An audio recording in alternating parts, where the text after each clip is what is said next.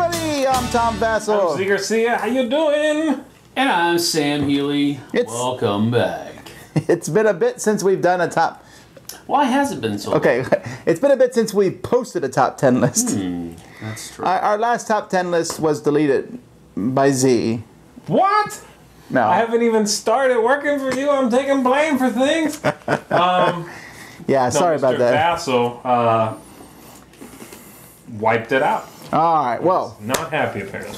If you're watching this for the first time, we're going to be doing the top 10 lists. Each of us does our own top 10 list. Today is kind of a nebulous list, as half of our lists are.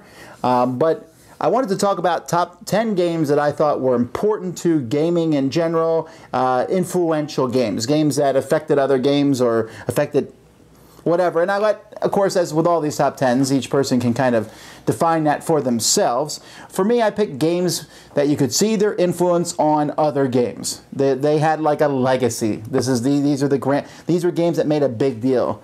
Most of my games are not obscure games. I don't know if any of them are obscure, actually. One of them, maybe you don't know as much about. But I tried to pick games I thought made a difference in the industry. Numbering them was a little difficult. It's hard to say my number 10 and number 1, except I would say my top 3 games are the most influential in the industry as a whole, by far. Okay. In my opinion. Yeah, I had a really hard time numbering them all, so I don't think the ranking is necessarily going to be much of an indication when it comes to my list.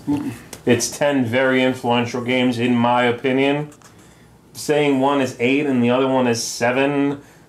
gets tricky. I don't, you know, it's one man's opinion here. I'm going to go with what I think has had an influence, both in gaming and in gaming society, if you would. I think we'll have some crossover here. Oh, absolutely. Likely. Probably. I went, I guess, a little bit of a different route, which, you know, shocker. But I went through and picked out my favorite, some of my favorite. They're not all really my favorite, but some of my favorite mechanics. And then I went back and tried to find games that started or were very close to starting that mechanic. That's interesting. And how it came into it and how. So I guess it's more of a personal. These are my personally influential games. Not really industry wide. I guess I just don't do enough research. I'm not the brainiac like this guy. Hi, she called me smart. Okay. You are so smart. Let's get to number 10. MRT. Number 10. All right, my number 10 was the catch-all. And what I mean by catch-all was, this is what I gave the label of classic games to this one. And by classic games, what I mean is, what I mean is games like Go, chess, checkers, those kind of games that are just always going to be there. And it's kind of the chicken before the egg type thing. Okay. These were the chickens. And from those chickens, all of these other eggs started coming out. I'm lost in the analogy. What's number 10? No, I got classic games. Oh, this is... Yes. This is not a game. This is just classic games? Yes. This is a catch-all. Again, this is my list. No, you rock, dude. I mean, all right. You can do whatever you want. I couldn't. I mean, next can be video games. If you want. Video games. My other thing was... RPGs. No, my other thing was... number 8, Kmart. Not including them. No, my other thing was not including them. Because, to me, I never really enjoyed playing chess. I never really enjoyed playing checkers. They weren't... I understand that... You were pretending when we played those games? Influential. No, I mean, I enjoy playing games, but sometimes it's the game that... It's not the game that I enjoy. Know what you mean. It's the experience with the interaction. But, so these games... Again, this is more of a personal list for me, so I guess you got to take that with a grain of salt, but these were influential because they got the card started, in my opinion. So I couldn't ascribe to them a number. Is chess more influential than checkers? Yes. Probably. Yeah. Is Go more influential than chess? That's a harder call, but I don't know. See, that's the quandary that I was. So stop saying all the games on our list. My number 10 is all the other games on their lists. Basically. My number 10 is the one I said would be obscure on my list, and that is Tikal. Because I think while Tikal is not Tikal. Tikal, it's not one of the more popular games. It did win the Spiel des Jahres, which is a big game. But Tikal, I think, and I might be incorrect in this, but Tikal brought forth something that was then used in its several follow-up games, Mexica and Java, and Torres. And that's the use of action points in games. Okay. And I really think that has affected modern gaming quite a bit. Many games say you get 2 actions, you get 3 actions on your turn. You can do so many things, and that has really pervaded gaming.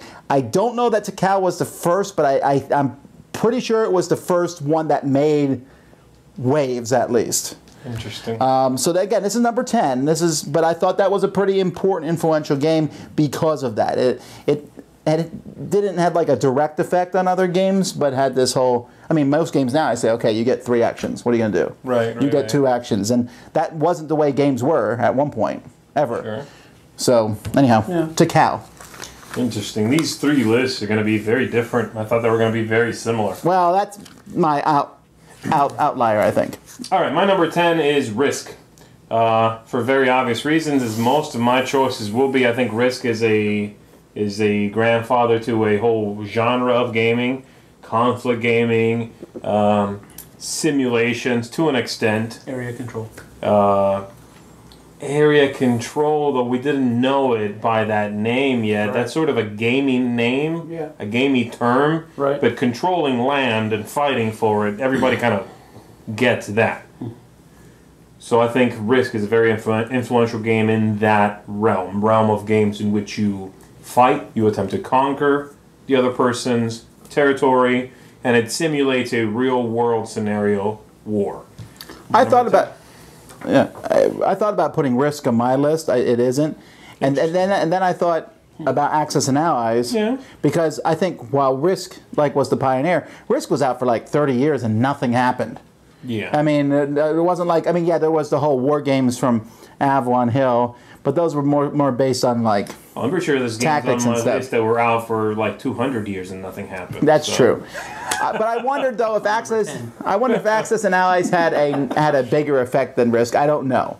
Anyway, all right, cool. Number 9. My number 9 is a game that came out by a couple of brothers, I think. They made a few copies, and then it went viral in the 80s, and that was Trivial Pursuit. There are a lot of party games these days. I mean, a ton. And it's hard to pinpoint, like, the father of the party game. I don't know what that would be. But I'm going to say Trivial Pursuit. At least made the genre popular. Trivial Pursuit took at least America by storm. I mean, everybody was playing Trivial Pursuit. They made a big deal about it. They made all these different editions, and everyone went crazy. Then out came categories and you know, a whole pile of party games. And I think it was very influential to the point where when it's one of the games that's in people's lexicon. When you say, what games do you know how to play? Oh, Trivial Pursuit. And it hasn't been out as long as many other games that people know about, but it really came out in a big way. So while there are other party games that are better, and I could probably list about 100, I really don't like Trivial Pursuit, but there's no denying the effect it had. And it also brought the idea of trivia to a board game. Right. Yeah, basically it's its own genre.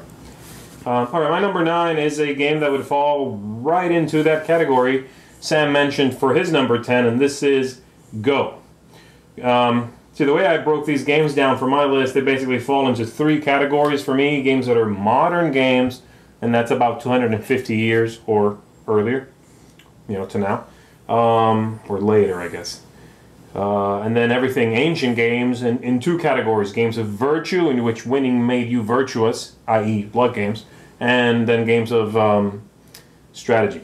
And Go is obviously well-footed in that games of strategy camp. It's a very popular game played the world over. Obviously a very popular game in Asia. And it's just one of those games that is rooted in societies around the world. You know, it's a game that has had influences galore. It's Now, sadly, these days, in my opinion, I think abstract games like Go and some others are criminally underappreciated and undermade, I guess. They're not made very much and not appreciated, it seems. But I think Go has given a lot to gaming as a whole, so I had to put it on my list. It's my number 9. Yeah, there's no denying that. Okay. My number 9 is a game that I really didn't play a lot in my childhood, but when I started teaching English as a second language in Korea, I played it a lot because it's I made the kids speak English while we were playing, and that is Clue Museum Caper. It's a good one. Now, Clue, the base game has the deduction aspect, the memory aspect that you have to go along with it, and I'm not really a fan of just dry deduction, dry memory. I need to have something that goes along with it, some type of overarching theme that pulls it all together for me to enjoy deduction games or memory-like games. Clue, though, added onto it again the caper scenario, movement, basically, right? Grid movement, and then the caper scenario, right. where you had one guy breaking in, and another, and everybody else trying to find him before he got back out, and that I think has blossomed into a lot of different games like Scotland Yard, Fury of Dracula, Spectre Ops, the brand new one. What are some other ones? But basically, you understand, and those kind of games I really do enjoy.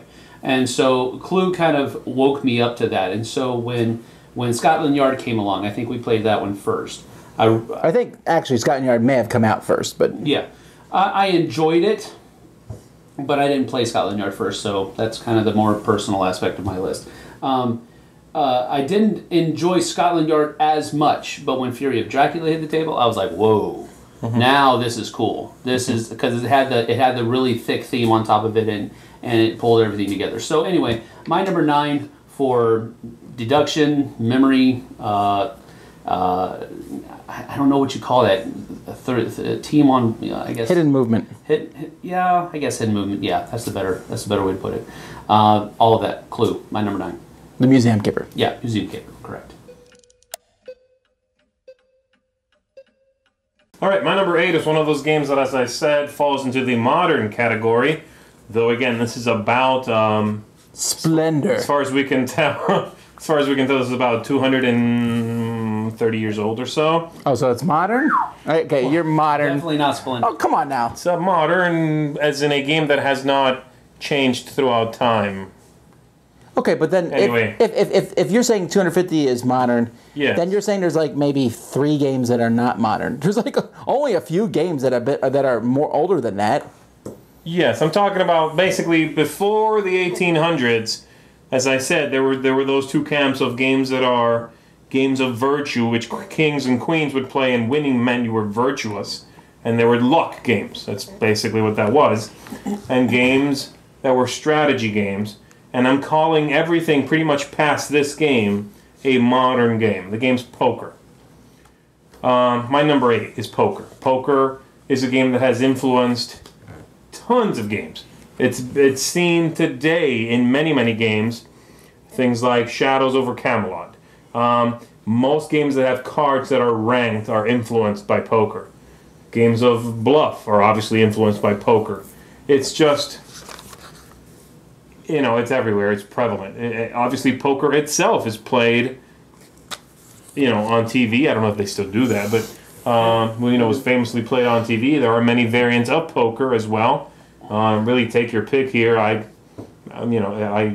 think the one I'm most familiar with is the one everybody's most familiar with, the Texas Hold'em. But Guess you weren't that familiar with it since you didn't know the name. yeah, it took me a second there. There's a bunch of different ones, but anyway, my number 8, poker, for me had to be on the list. Yeah, that's a tough one. That's a tough one. I thought about that. I couldn't pick like the game. I like is it whist? Is it bridge? Is it poker? I mean, Well, originally when I made the list, I put deck of cards. yeah, that's what I thought about putting too. But I thought trick-taking games, while very famous, I think are influential in a very sort of contrived manner, if that makes sense. Poker is definitely, though, in movies and TVs. Yeah. And if I tell someone a full house, you know what I'm talking about. Yeah. A straight, and we use that a lot in games. And so. it's a game that's been able to influence games really far away from poker, that play nothing like poker. There's a few trick-taking games that have been able to influence games that are not trick-taking games, if that makes sense. Yeah, no, I'm with you. Yeah. Good choice, and I'm feeling like I should have put that on my list. I knew it was going to be on his list. When we started talking about this, I knew Z was going to pick poker. Oh, I like poker Just because you're a big aficionado, a card aficionado. Yeah, but I thought about it, and I finally decided not to. And now I'm wondering. All right, my number 8 is a little bit off the beaten path for me because I don't really follow down these games. But the game that I have found, and this is for the war games, Squad Leader, ASL, and ASLSK. There have been so many games that have come off of these guys. I mean, Squad Leader started back in '77, and I'm pretty sure it wasn't the first one. But I don't think it's that old, but no, I'm pretty sure it was 1977. I just checked it today. Boom. I could be wrung. Could be wrong. I'm not trying to be snippy about it. I'm just it's saying. on the bottom of the screen, whatever it is. Yeah. But I mean, ASL started other games that I really enjoy. Combat Commander Europe is another game that I think came out of. It's a simplification, if I can use that word, of ASL. So it's more palatable for me. And then from that, we had games come out like Tide of Iron, which was a further simplification of Combat Commander. And then you had games come out like Memoir, which was a further simplification, I think, than Tide of Iron. And it just kind of started that whole, for me at least, it opened my eyes to that world. And while I didn't stay with the ASL crowd and the ASLSK crowd, because that's just too much for me, I definitely see why people enjoy those games. Mm-hmm. The pure tactical combat of the games is phenomenal. And being able to recreate famous battles throughout history on a board is phenomenal. It's a really fun time. I'm just not the detail-oriented person that goes into it that far. But my number 8 is ASL. Had I done that, I might have picked Panzer Blitz or Tactics too. Yeah. But I don't know.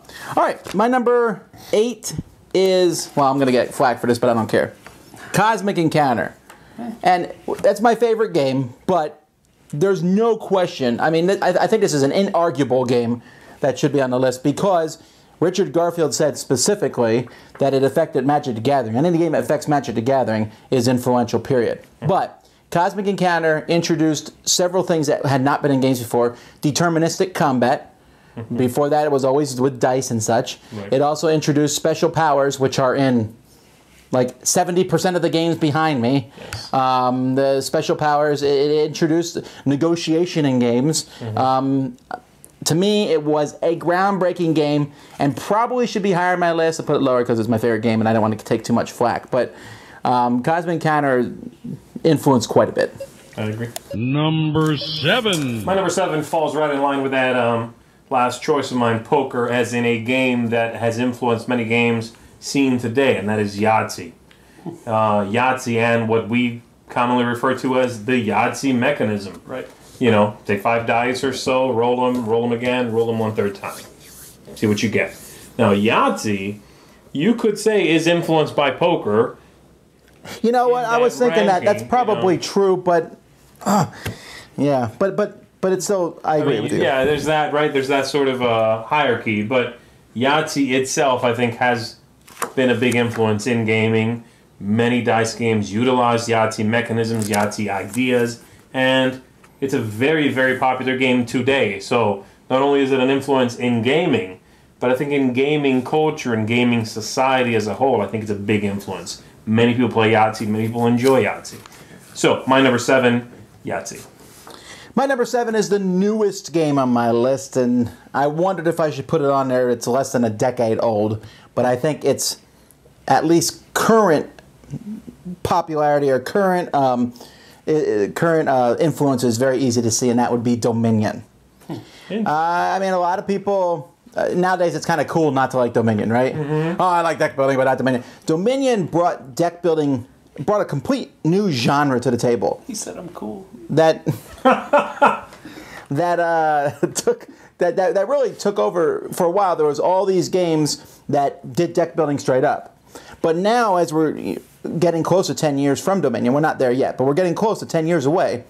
We're starting to see games still using these mechanisms that Dominion brought to the table, but in cool and unique and innovative ways. We're seeing dice building games. We're seeing games where you put things in a bag and pull them out. And we're seeing war games where you customize your deck a little bit.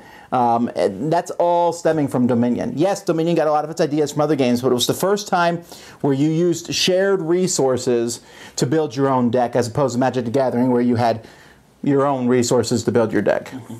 You're not agreeing with me? I'm going to say it pretty firm on this. I think Dominion's pretty influential, and I think especially 10, 20 years from now, I think that's going to hold true. I don't think so. No, Dominion was, I mean, in my opinion, again, obviously, I think in the timeline of things here, it's going to be a little blip, but... You think so? No. I think Dominion, Totally 100 years wrong. from now, there's not going to be... I didn't say 100, I said 10 or 20. 10 or 20 is a blip in gaming history. So that's what I mean. You think Cosmic's going to be talked about in 100 years? Yes. All right, all right. All right. What do you got? All right, we're on 7s, right? Sir. This is the one where I really had to go way back in my gaming history. And I believe Candyland. is... Dinosaur Bones. No. Dinosaur Bones. Arranging Dinosaur. Oh, arranging. No. This was a game called Andromeda that opened. Yeah, it was a while ago. The Alan Moon game? Yeah. The ashtray game, the magical. Yeah. Okay. Yeah, because it was the first game that I played that kind of incorporated the whole worker placement idea of finding And set people collecting. Out. Yeah. Okay. And that really kind of opened my mind to the different games that are going. Remember, his is a personal thing. Yeah. No, I got it. I mean, Yeah. yeah, that makes sense. So, I mean, you got to understand. I mean, like I said, this was a hard list for me to. I agree. This is kind of a doozy. So, Andromeda. Even when you do it right, it's a doozy. So I imagine for you, it's. Thanks. So worker placement is one of my favorite mechanics, and Andromeda was the one that kind of kicked it off for me. So that's my number 7. Is Andromeda older than El Grande? Yes. No, I think it's like 2 years. Later. Probably. All right. Number 6. All right, my number 6. I debated about putting Go on, but I think, at least for modern board gaming, I think chess had the bigger influence. So I'm saying chess. Chess, while I'm not a huge fan of it now, it's certainly affected society. Chess has affected movies. It's affected popular culture. It's affected gaming, though. The capturing other pieces, which Go does not do. Go is the mechanisms of Go are cool and unique, but they're using a few games. But the whole thing of chess, where different pieces move different ways and capture, I think has had a bigger influence on gaming. No, I agree. Which is why I chose that over Go. I think Go, if the influence in Go falls into that second camp I said some games are influential to upcoming games and some games are influential to its society. I think Go hasn't necessarily influenced a lot of games, but it's influenced the world. That sounds... Zen, right? You know, the whole... not super hammy, but, has influenced its societies. And I didn't want to, I did not want to put Go on my list and sound really ethnocentric, so... Oh. No, I'm not saying you are. I'm saying I didn't want. That sounded like a backhanded insult, didn't it? Hey, chess might be on my list also. Chess is from Europe anyway. It's true, but Cheek is red. That's how backhanded that was. We are, we play chess more than Go, right? As a society. That's true. All right. That's all I meant. All right, my number 6 is a game of root and network building, and it's a game that I probably would never play today, but it started the whole root network building thing up, and that is, for me, Through the Desert. Speaking of games that Go influenced Through the Desert. Yeah. So, Through the Desert was cool. The camels were interesting. They look like candy. Of course, everybody says that, but building your network there blossomed into other games like Ticket to Ride and all of the other kinds of train games. Man, I'm drawing a blank. I spent all afternoon doing this. Lots of games that have used that. I think all of them have a sort of common ancestor, but connection games or area. It's not quite area control, but sort of area cutting off and taking over chunks. Yeah. That's all Go based. Yeah, right. Absolutely. So, I'm just brain farting here, but anyway, my number 6 is Through the Desert. All right. What's your number 6? All right, my number 6 is the, I believe, newest game on this list. Yes, it is.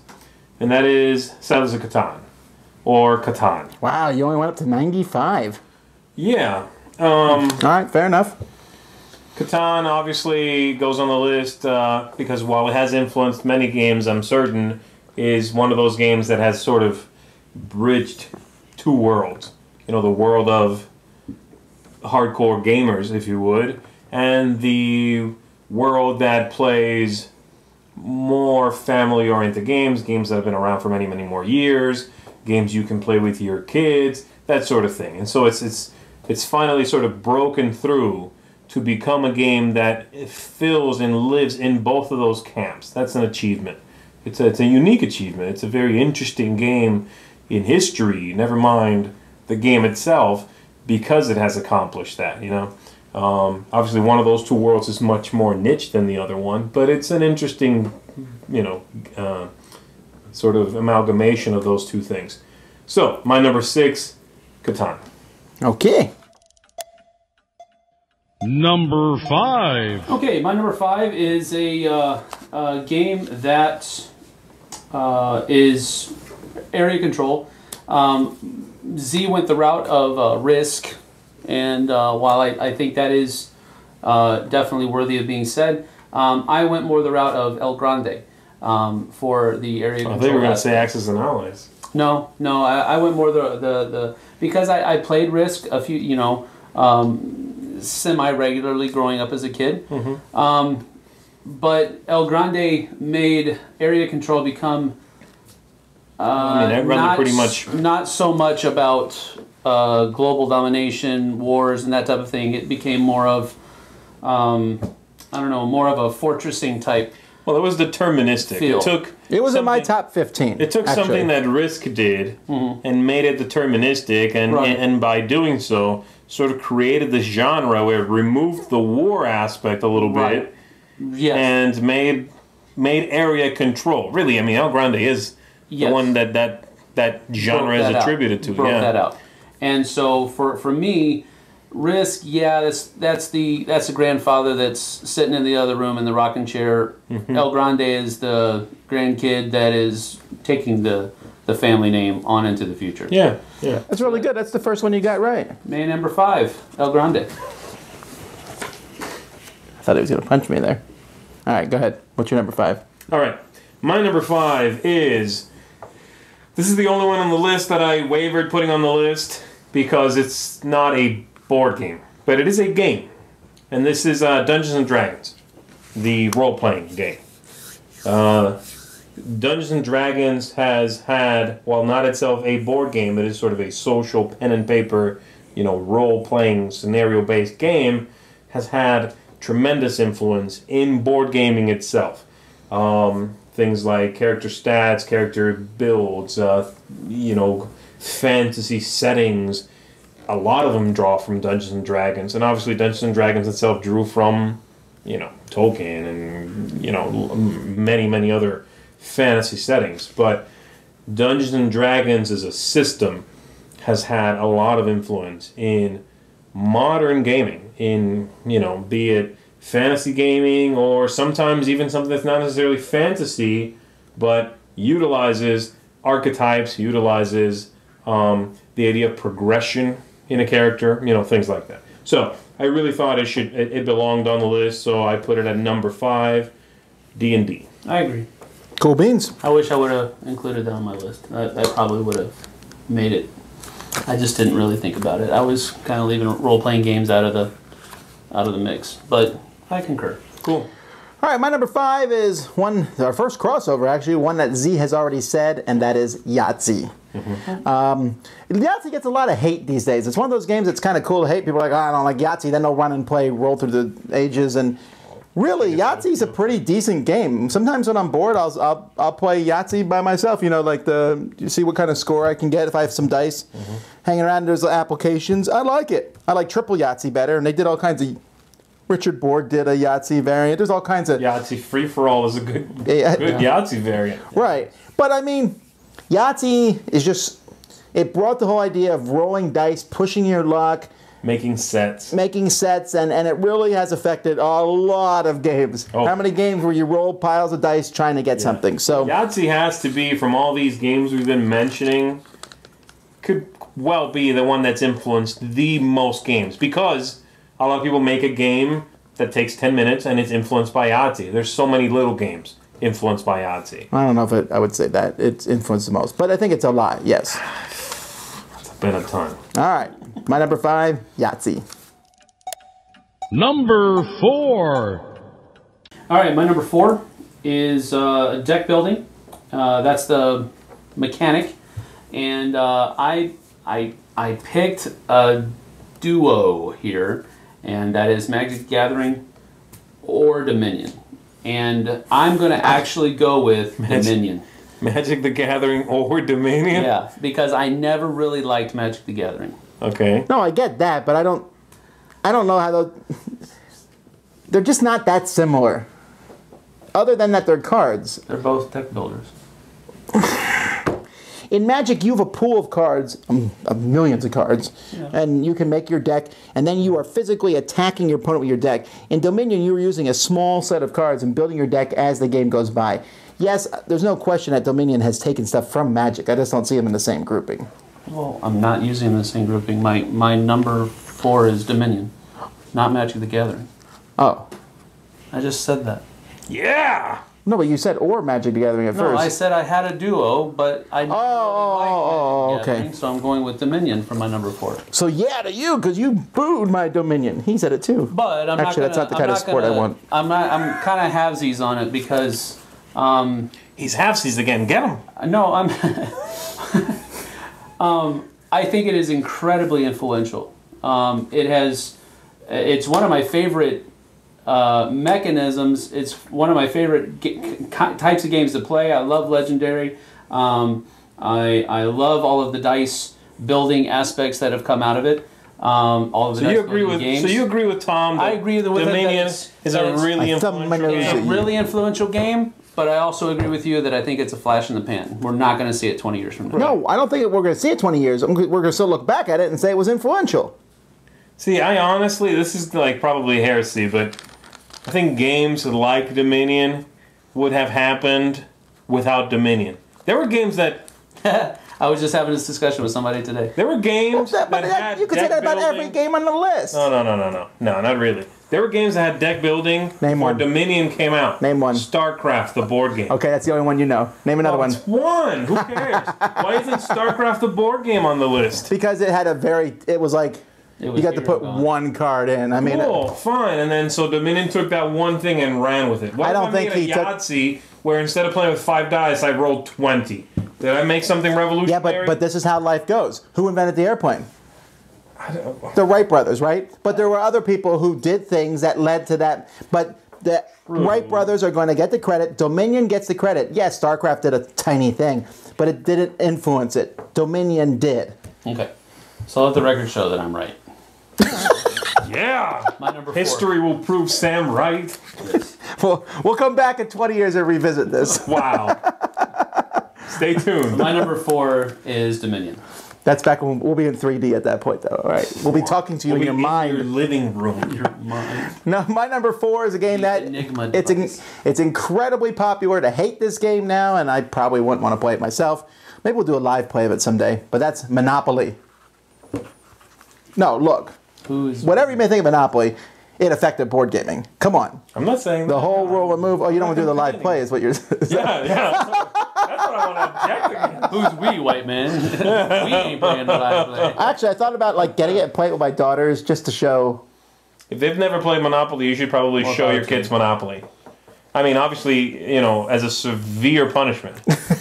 Anyhow, okay. Wow. But the thing is, Monopoly came out, and it was a game that, again, they didn't think would do that well, and then just exploded and dominated the board gaming scene up till now. Right. It still is probably the #1 selling game in the world. Well, it's in the top 5 at least. What version of the rules are you talking about?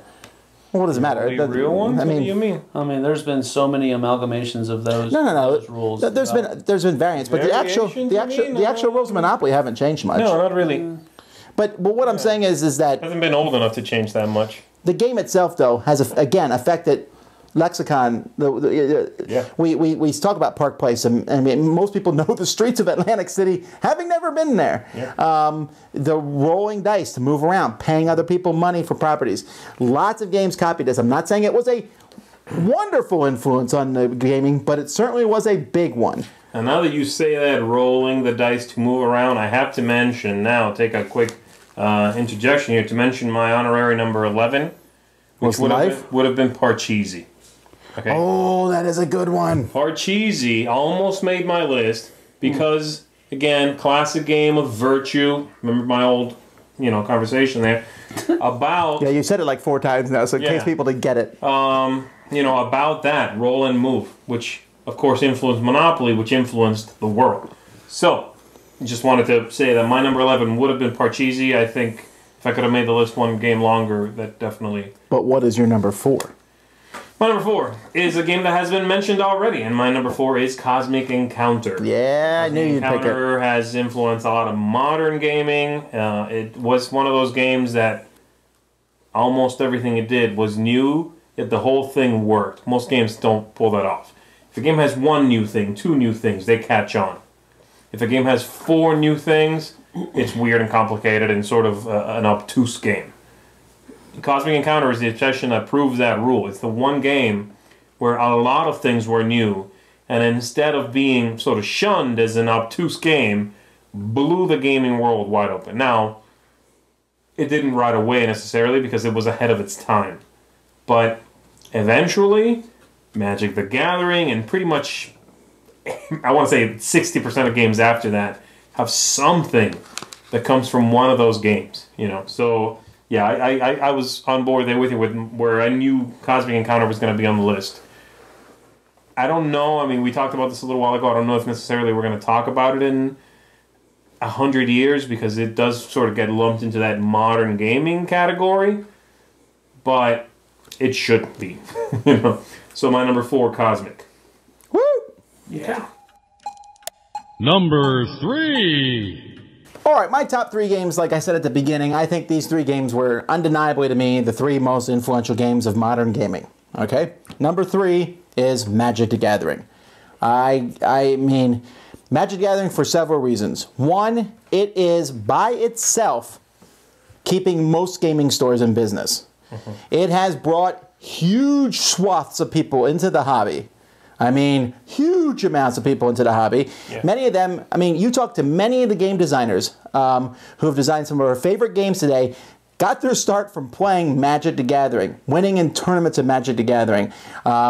Companies have been founded on the money that was made from Magic the Gathering. It brings people in, and not just that, but the whole idea of deck building spawned a genre. If you look at 1994, when Magic the Gathering came out, gaming as a whole was kind of slumping, and there was a 1-2 punch, and Magic the Gathering was punch number 1, where it just revitalized the industry. Now, yes, it almost crashed the industry a few years later when many of these other collectible card games didn't do as well, but Magic stayed strong, and it is even more popular in 2015 than it was in when it came out, and that's for a game that's almost never happens. Yeah. It's still doing well. They come out with sets. People are excited about it. I just thought this was just a given for me. Magic the Gathering. Yeah, there's few games you can call a phenomenon, but that's a phenomenon. Is it me with 3? Yes? Yes, sir. Okay, my number 3 has been mentioned already, where I insulted Tom with this game. No, my number 3 is chess. Oh, I thought he was going to say Dominion. Then I was going to smack him. It's Pandemic. My number 3 is Pandemic. No. Chess? Chess is my number 3. I thought so, because you were low playing your goes. I thought he must have put chess higher than Yeah, Go. and again, I think they were both influential. Both definitely from sort of the same school of game, though they came from very different places. Now, chess is interesting in that chess actually has changed a lot over the years. And I think it's a strange occurrence where a game, you know, there have been pieces that were added to chess, there were rules that have been changed by chess. So when a game is that influential, that different societies in the world took it and sort of ran with it. Now we have a single unified chess, but it did change quite a bit, you know, in the 15, 16, 1700s. I might be, you know, I'm sort of guessing in there, but I think that's about right. So I knew I had to put it on the list. Very influential game. Chess is not something we necessarily play a lot today, but it has influenced a lot of things we do play. Mm-hmm. All right, my number 3 is a game that's been mentioned by the other two already. What? So we won't actually spend a whole lot of time on it, but for me it was the variable player powers that brought it into my realm of gaming, and that is Cosmic Encounter. Wow, I did not expect you to put that on your list. I mean, just the sheer... This is the only thing on all 3 lists so far? I think so. It's probably the only 3 on all 3 lists. It's. I mean, just for me, the variable player powers is one of the things that I really, really, truly enjoy in games. Oh yeah. If you have 4 different people that are playing, you know, trying to do the same thing, but there's no variation in it, it just seems really boring to me. But if you just simply give them a power that they can call their own, that makes them different from me and me different from that person over there, that really spices up the game a lot for me. So variable player powers for me is what really is what I'm staking Cosmic Encounter on, is making it influential. Well, the idea that really opened the door for me. The idea of a game where each player can break certain rules in that game, right, is revolutionary. Yeah, that's cool. Number 2. All right, number 2 has been mentioned already by Tom. It was just mentioned, in fact, and I'm going to echo everything he said just about Magic the Gathering for every reason he said, including the ones I hadn't even thought of, like keeping stores in business and, you know, sort of the society aspect of it, that influence in, you know, in a micro society. So that's all there is to it. This game is, you know, like I said, a phenomenon. So I'll tell you guys this who are watching. If Magic the Gathering, let's say you had the power to destroy the game and make it disappear, it would cause havoc across board gaming. It would affect board gaming directly. Stores would shut down all over America. Distributors would be in trouble because that's a lot of their money that they send through. That's true. There would be major upheaval in the industry. And you might sit back in your armchair and go, well, good, you know. Shut up. I may not play Magic all the time, although I play it a lot.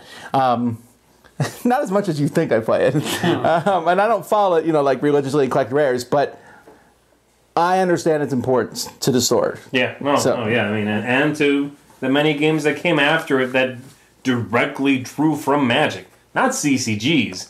I'm talking about card games, board games that took from Magic ideas. You know, so had to be on my list. Number 2, Magic the Gathering. Cool. Sam's number 2, Twilight Imperium 3. No. My number 2 is a game that blew open wide the co-op genre of games for me, and that is Lord of the Rings, the co-op game. And I looked today, I don't know that, and I couldn't find very many co-ops before Lord of the Rings. There was really cheesy, lame-o, educational They were a ones. child's genre. What I was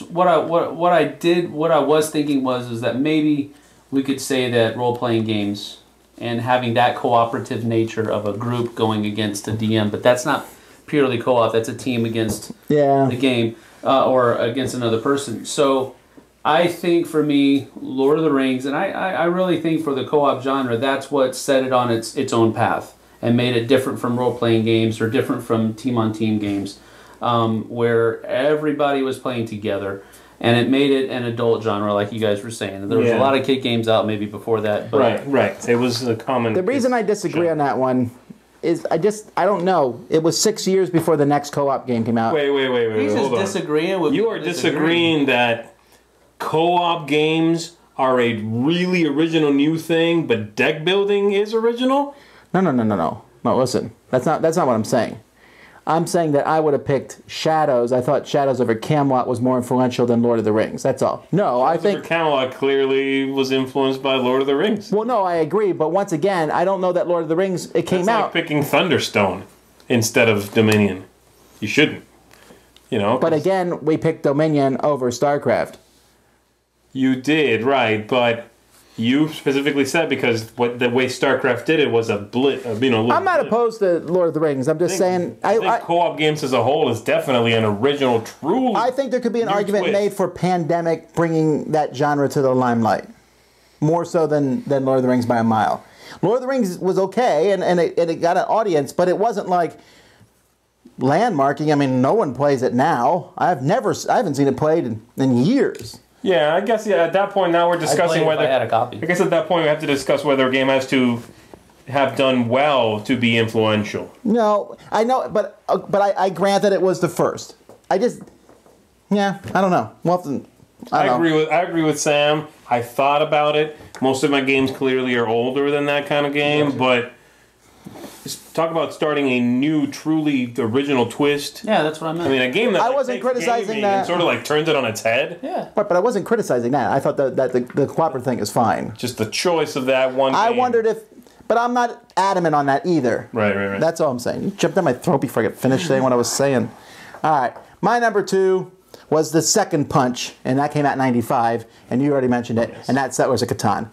No question on this one either. Again, it's kind of cool to be like, oh, Settlers of Catan. But, I mean, again, this game is still... I'm cool again. This game is selling incredibly well. It is easily the catalyst that brought Euro games to America. It was the game that came. It's the game that kept Mayfair in business. This is the game that keeps many board game stores in business. After Magic, they sold a lot of this. It spawned many things. The idea of resources, the idea of trading in a game, the variable board. Yes, a few of the concepts in Settlers were done by games before them. Like the variable player board was in Kings and Things, and trading was in Cosmic. But Settlers packaged it in a easy to play, something that, I mean, even today I'll run into somebody and say, oh, I review board games, and they'll go, hey, have you ever heard of Settlers of Catan? It's that big of a deal. So, number 2 for me. And finally, number 1.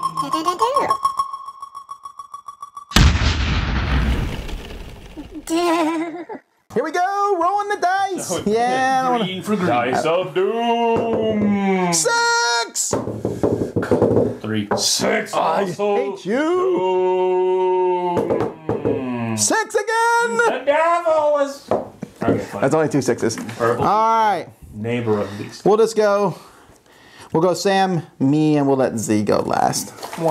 All right, my number 1 is a game. This is our third triple crossover. Really? This has to be Catan then. This is the third triple crossover. And yes, while I take a lot of flack for not liking Dominion and not liking Settlers of Catan and not liking this and not liking that, I want everybody to understand that I'm not stupid. I know it's an influential game, and I know a lot of people like it.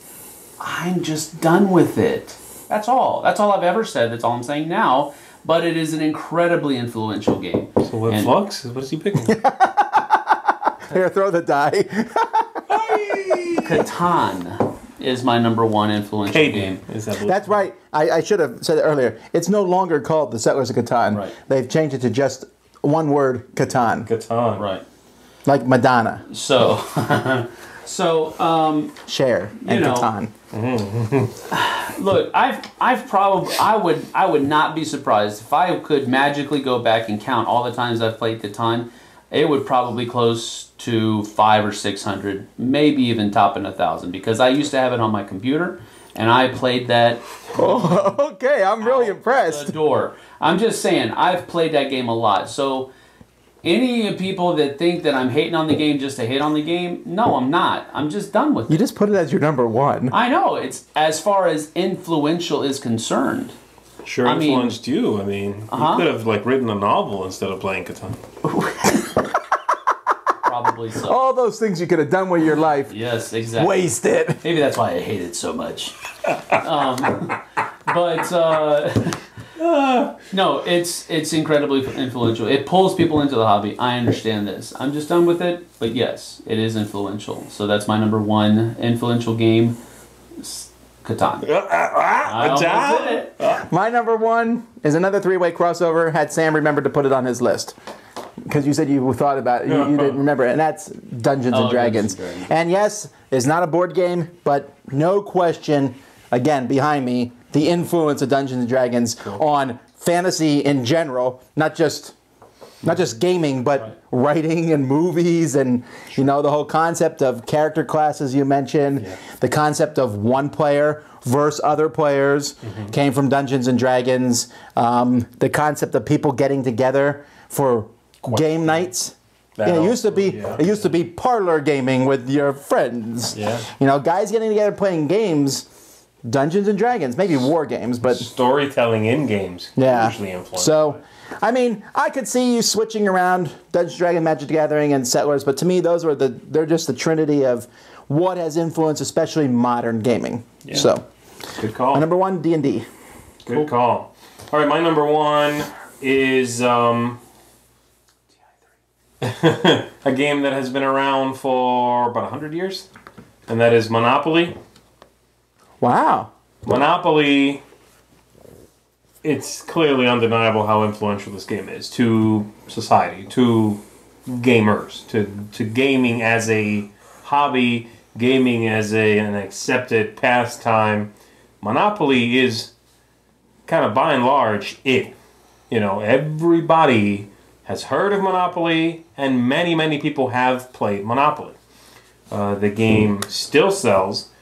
The game, I mean, we don't have quite much of a reference to modern gaming and what's going to be sold in 100 years, but it's, you know, it's going to be a very small percentage of what's out now that will still be being sold in 100 years from now. I don't even think we could do a top 10 list on that. Probably, right? So, you know, Monopoly, just taking that word, influential games that are sort of in, you know, in the world as a whole and sort of a blip on people's minds, had to be on the list.